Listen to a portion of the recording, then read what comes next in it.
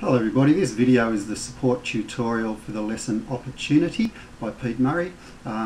Key features that we're going to be looking at here are a little walking bass figure that connect our chords in the verse. Okay, so there's a figure that goes linking the chord of G and E minor and then the chord of C and A minor, and there's a little bass run which we fit in amongst the chords, okay? And I'll show you that to you now. So starting on G, when we're strumming here, the first and the fourth beats we're going to strum into the basses to give a bit of contrast. Second and third beats we're going to strum into the trebles. I'll show you what I mean.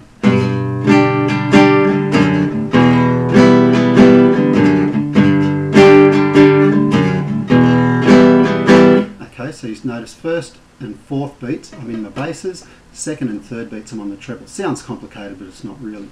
Okay, now the next thing I want you to watch is what I'm doing here on my sixth string when I'm walking between G and E minor. Here we go.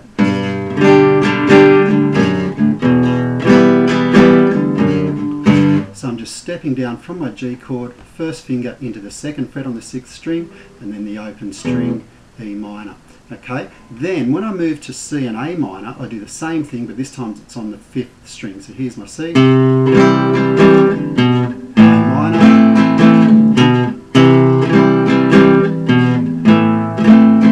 back to my G.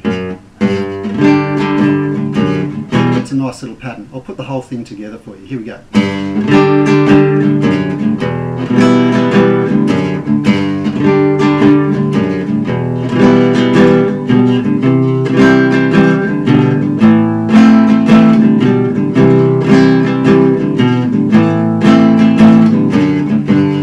And so on. So that's the pattern for the introduction and for the verse. The chorus is really, really easy. It's just one chord pattern repeating over and over. I'll show you that now.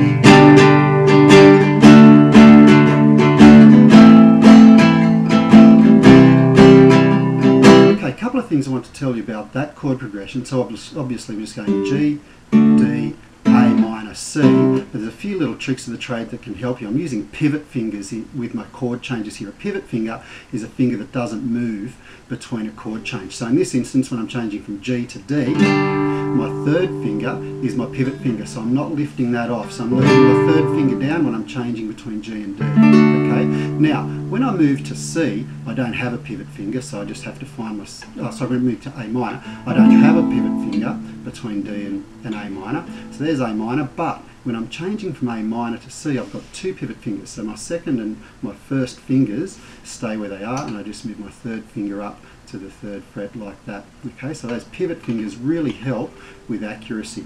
Whilever you can remain in contact with the instrument, there's less likelihood that you'll make a mistake. Okay, enjoy.